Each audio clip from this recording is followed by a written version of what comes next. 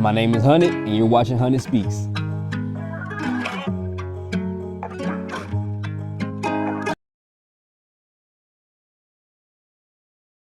Today we're here with Alejandra Salas, and I'll let you introduce yourself. Hi, I'm Alejandra. I go to Lanier and I'm a multi-sport athlete playing volleyball, basketball, track, and tennis.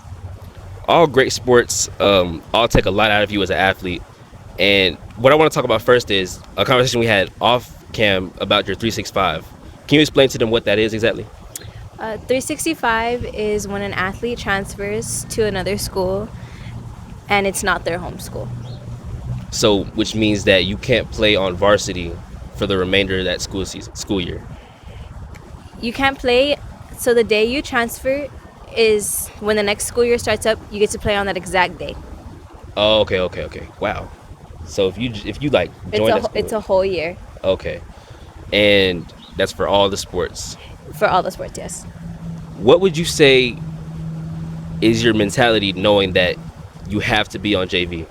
My mentality knowing I have to be on JV would be that not to see it as such as a negative thing, but a more positive, because it creates development for me as an athlete, either working on like my mental state in that sport, footwork, just development in general. So you see it as a growing opportunity, Yes, a growing opportunity. Yes. not a setback. Okay. What would you say is your biggest inspiration in the athleticism and being an athlete? What teammate has put that impact on you? Um, I want to say she's a senior this year. Her name's Gina. She goes to Edison, and I want to say that she had helped me my freshman year when she was a junior. She kept me going.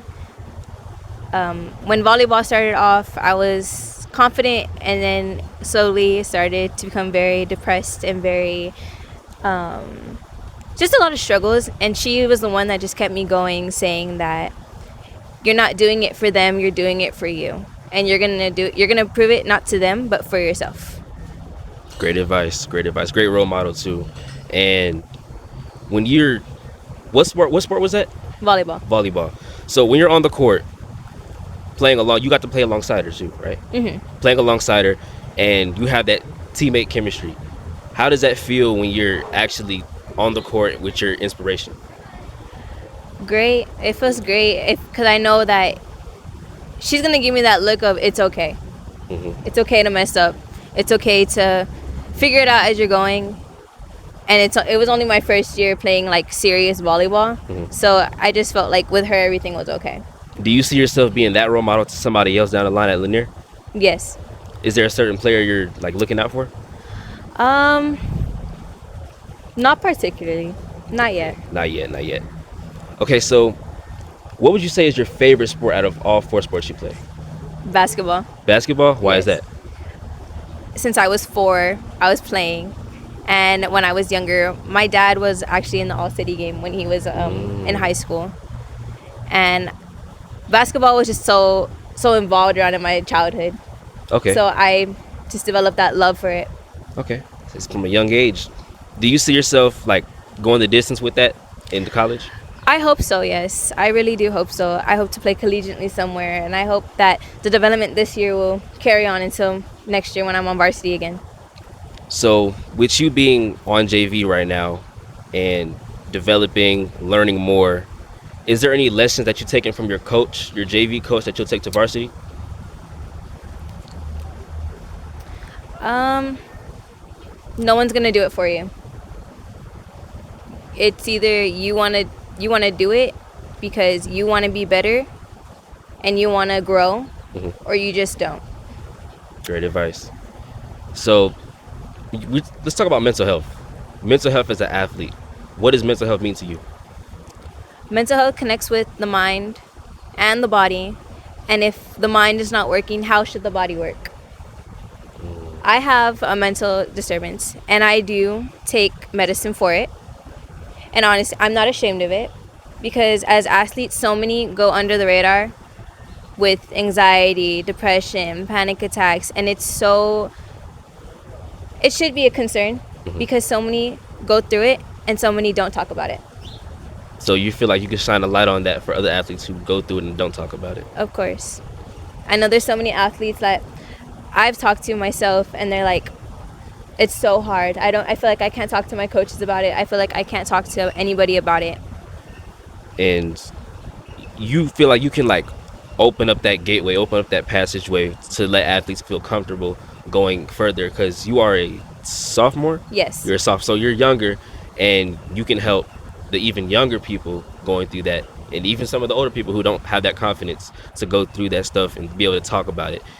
You being so young, you can open up that gateway for them to talk about it. And how does that make you feel that you can be that person?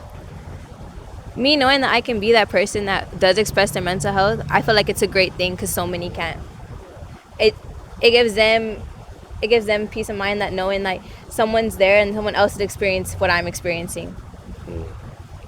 And do you have any other family members who are athletes who go through the stuff? I don't really talk to my cousin. She goes to Central. She's a soccer player. She's a freshman, and she takes AP classes, and you know it's hard for her because she is a freshman, and I know there's a lot of pressure for her being on varsity over there. And I tell her like it's okay to have anxiety. It's okay to have a panic attack. It's okay to not be okay. That's right. You're human, and that's what's gonna happen. So going back to the night that I was at your game, were you having a panic attack right there? Yes, I was. Panic and asthma attack. Panic and asthma. How do those happen at the same time? I get anxiety pretty quick, so when everybody's yelling at me to do something when I'm already trying my best, I've had no breaks already, and I'm trying to help the team. I'm not trying to be an individual, and so many people are telling me what to do. I get overwhelmed. It's called overstimulated. And having asthma as well, like it makes me feel like I can't breathe because I feel so overstimulated with everything. And so I just remember like on the free throw line saying, I can't breathe. I need to be taken out. I'm having a panic attack. Okay. And at that point, once you were done shooting, you got taken out. Yes. And when you went to the back, were they talking about keeping you in or having you out? Who made that decision? Honestly, nobody did. They just asked me, like, are you okay? That was all they asked me. But I had my mom there with me, and I know my mom knows what I go through. So as long as my mom's there, I know she's going to help me throughout everything. Okay, that's good to have that support system. And when you're on the court and you're going up and down, high speed, high pace, can you feel when that's about to happen? Can you tell? Yes, I can. I think I've had so many already because of my issue that I already know like this is my limit. I can't, like, I need to be taken out. I need a little break, please. So what is your advice to the athletes out there who can actually tell when that stuff is about to happen? How do you think they can go about actually talking to the coaches and telling them, hey, I know when this is about to happen, if it's about to happen, I need to be taken out immediately? How do you think that they can go about doing that and not being disrespectful towards the coaches?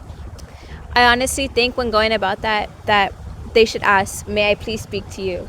And tell them about your condition and what you're having, because it's a serious thing, and if people don't know, something bad could happen. Right. So this is actually great you bringing awareness to this. This is stuff I didn't know about. You know, I go to games, I take the pictures, I take the videos. I don't really think much of what's really happening inside the athlete's body. I'm just seeing them go as hard as they can. And then also on top of that, you got injured, right? Was it? Yes, my hip still does hurt to this day a little bit. So what exactly happened on that? In the video, it looked like I got pushed like hard, so I hit my whole right side first. Ah, okay, got you.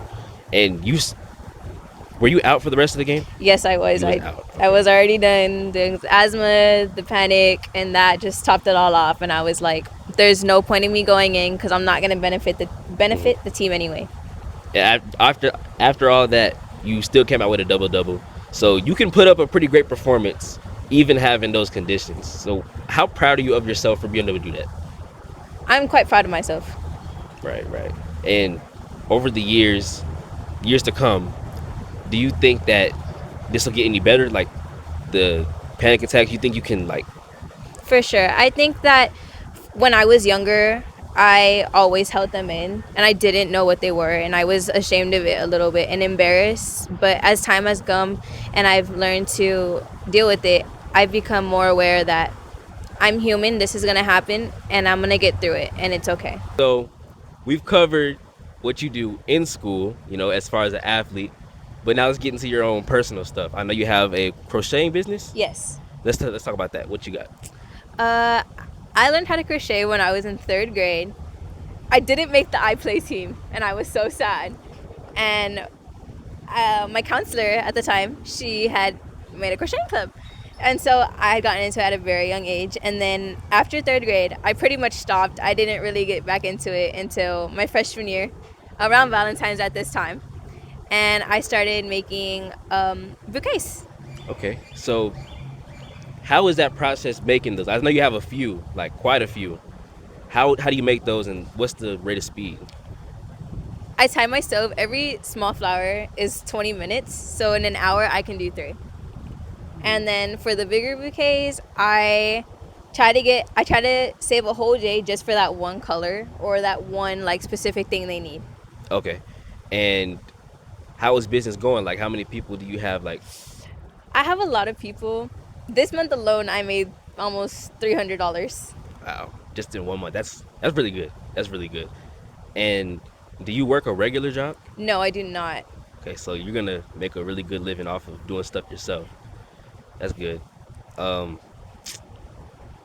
when you have requests, what can you do as far as what's the craziest thing somebody's requested?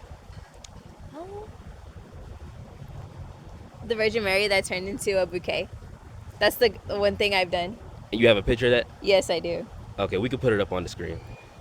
So, how long did that take? Like, cause requests can take a minute. I bet. I actually had a lot of orders, and he had asked me 2 weeks ago, and I said yes. So I did that in the span of 3 days. 3 days. Okay. My hands hurt a lot after that one. So you can work pretty quickly.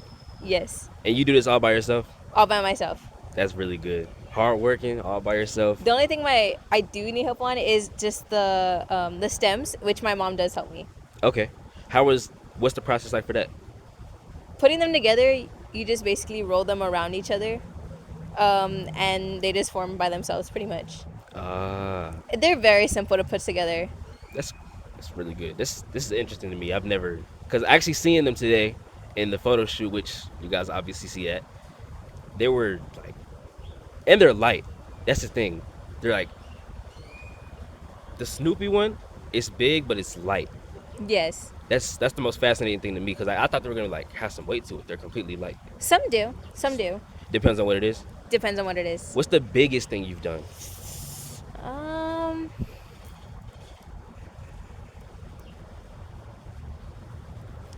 I honestly don't know.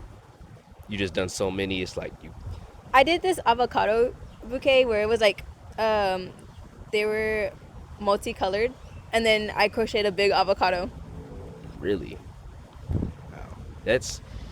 And you can, it's crazy how like the realism of it too. It's like, especially with the Snoopy one, you was able to do that with just your hands. It's fascinating. I could never do that. Maybe one day you could teach me how to do that, Okay. and we'll put it on the show.